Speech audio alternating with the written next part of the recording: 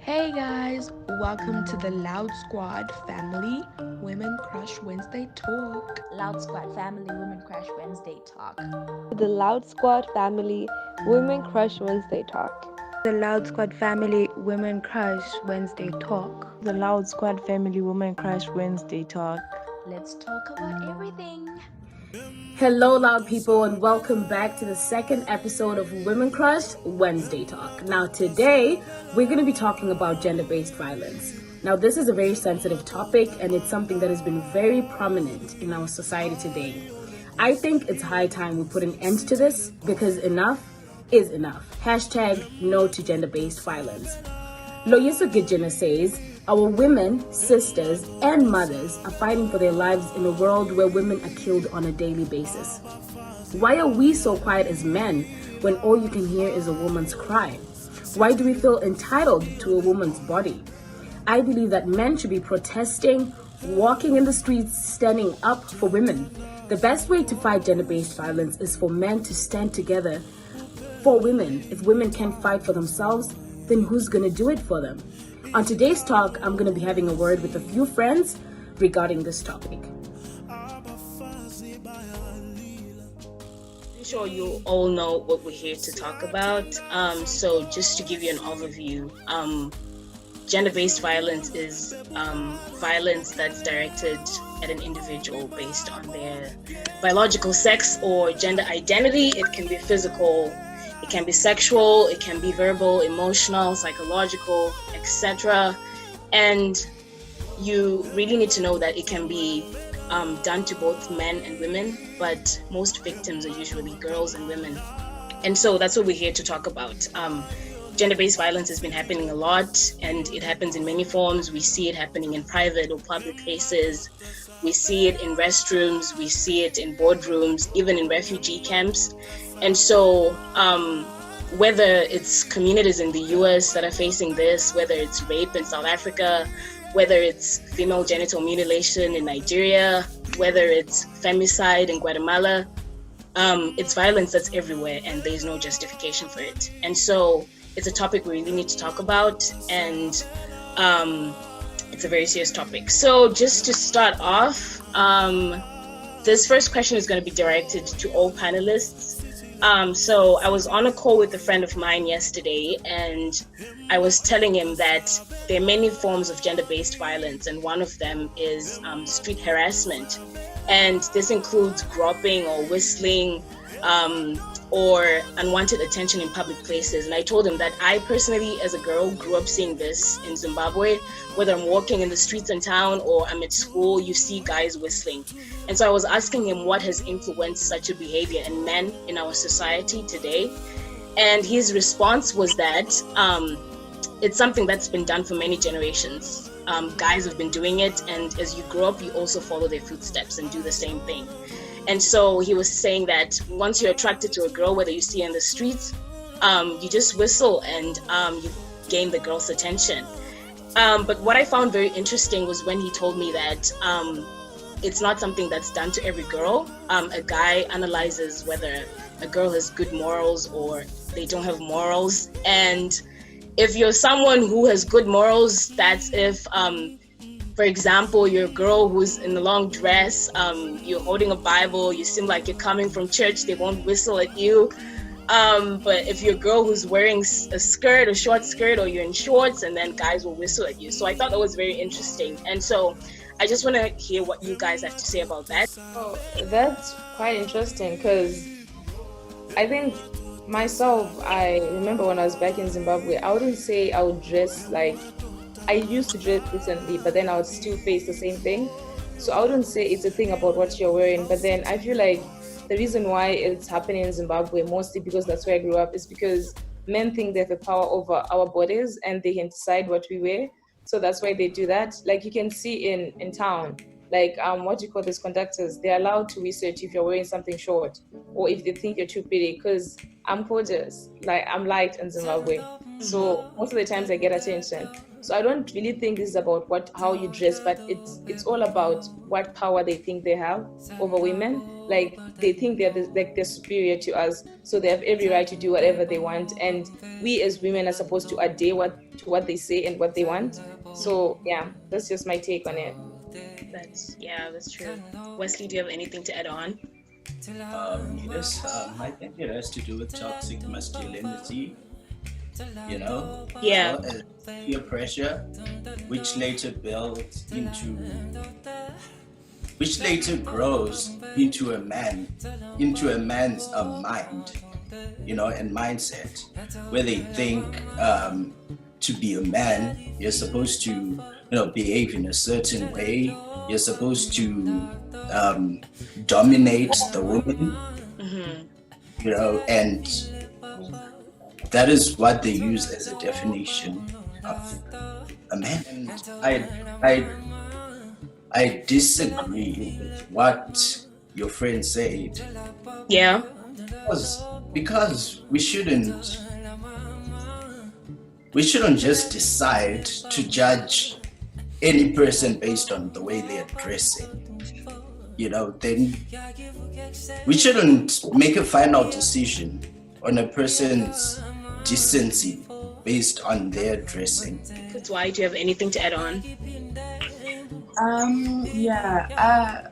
I just heard something about how you judge a person's moral code, or just how their morality affects what they're wearing or their decency.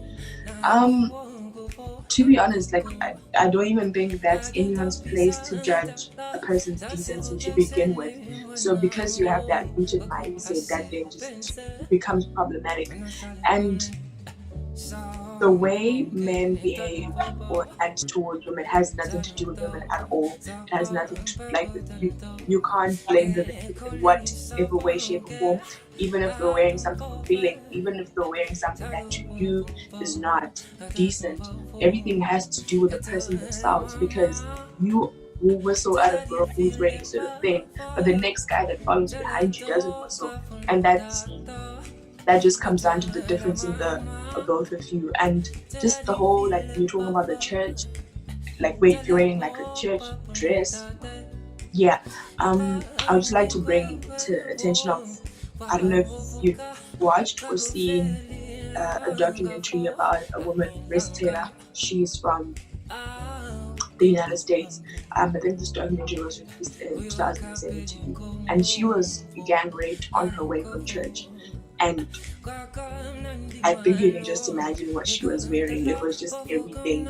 So you can never say, I was provoked by the way she was dressing. That's just you as a person's character. And like Urumba said, that then comes from your sense of entitlement and feeling like you.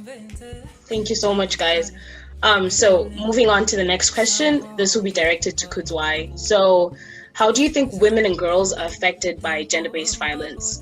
What repercussions does it have? And have you been a victim of any gender-based violence as a woman growing up in Zimbabwe and now in the USA? Okay, so just the first part of your question is, do women, how does it affect? I mean, the effects are pretty obvious. There's just the obvious thing of if you're starting low, you have how uncomfortable it makes a woman feel when you whistle, or when you just touch them, just when you, whatever you do towards them. And then you have the things like rape, and I would not even put them in a pyramid or a ladder, because all of those things, I would just say don't even do it. You can't say, putting them on a pyramid would be sort of saying that, okay, you can go this far, okay, but you shouldn't even be going there to begin with. So there's a lot of things that if people become, I've just read stories and heard from people that you have results such as hypersexuality, or you could have a person become very closed off. There's some people go through a long period of depression, or even throughout their whole life, some people never deal with it. Some people deal with it, but then the way they interact with people changes. There's a lot of PTSD, just even medically, you face a lot of complications, like if you've been raped or if you've been touched in a way that is, hard, vigorous, or just yeah. And I don't know what you mean by repercussions, if this is to the perpetrators or what, but I would just say there's not a lot of arrests that go on. There's not a lot of men holding their friends accountable, men holding men accountable, or just people, just them being held accountable by the law, be it in whatever country you're in. And I think there's not a lot of speaking about it and educating young boys, because as a little boy, even if you're 6 years old, you can start learning about consent, about listening to when a person says no. And there's not a lot of, just removing that. I think Wesley referred to as toxic masculinity. Not a lot of addressing of it, and that kind of pushes it forward, because men grow up with these entitlement, and then, you see it affecting women later on. Personally, I wouldn't say I have experienced the extremities of it. That I wouldn't want to speak about. But growing up, walking in my own neighborhood, you would have, I think, as young as I can remember, maybe I was 9, 10, and this happened 3 times or more, actually, when I'd be taking a walk around or walking home, and I'd have men follow me. The one time, I had a group of men follow me, and I ended up having to just run to a random person's house and explain the situation to me, and they waited for me to leave the house. I didn't end up leaving the house. They ended up taking me home, and this happened multiple times. Sometimes I was chased, and just even walking in town, I think for me it's just uncomfortable. The person just even touches your hand. I don't like that, or just even being called out your name, and it's just uncomfortable. It's just the fact that women, they end up living in fear. I mean, it's a daily reality for women. Like, I can't just decide, okay, I'm going for a walk at night, or even during the day. I can't go for a walk on my own, even in town. I have a friend in the morning. So in the morning, she was groped in public, and people didn't do anything just because they were afraid of the man, or I don't know.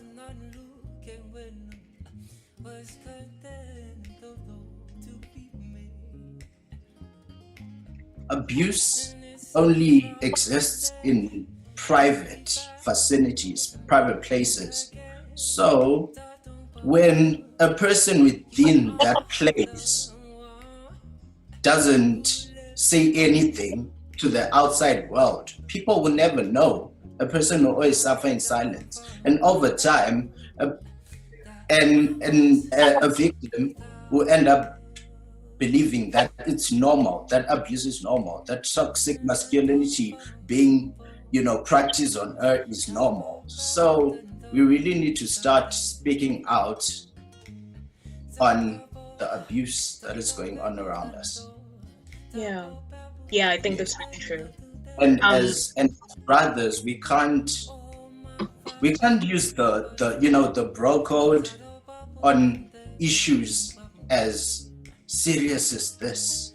We really need to start exposing people. We really need to start calling ourselves out, because at one point most men have done this. They have hurt a woman in whatever way. They have suppressed them in whatever way. So yes, men should really start speaking out about gender-based violence, and also,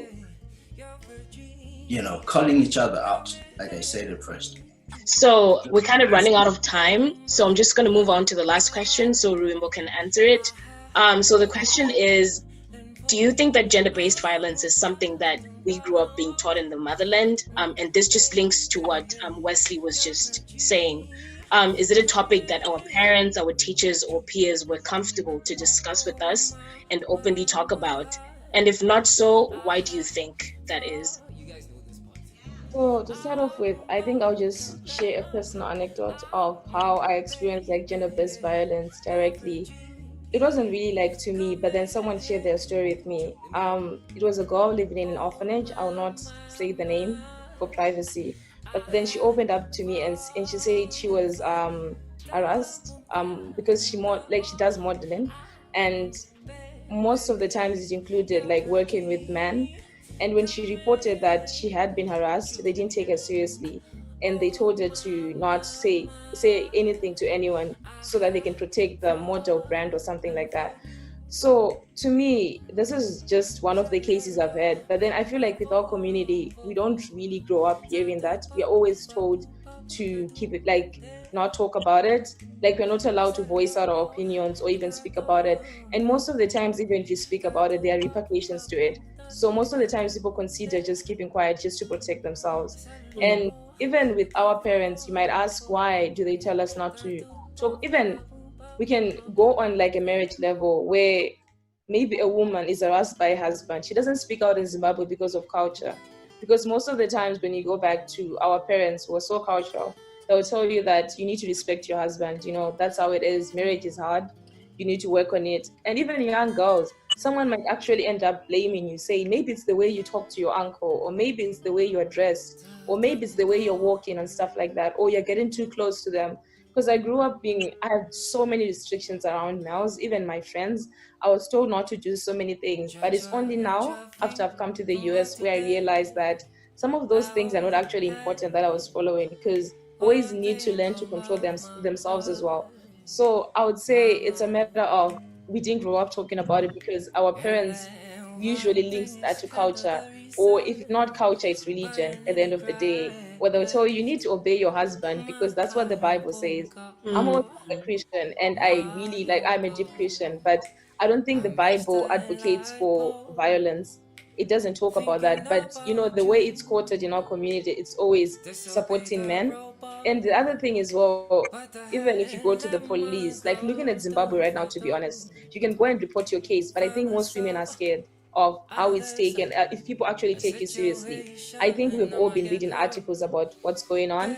So I don't think society has been doing so much to teach us about this. And I actually fear that the young girls growing up right now are not going to be educated as much, because what society is doing right now is actually silencing us more and not giving us a voice to talk about this. Yeah.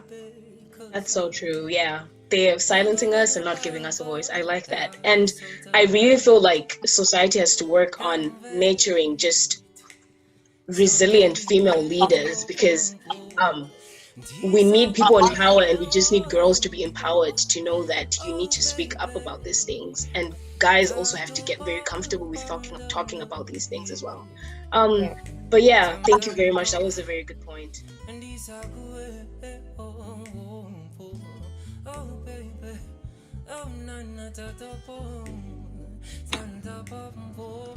So that was it for today, everyone. Thank you all for watching. I hope you enjoyed, and most importantly, I hope you learned something.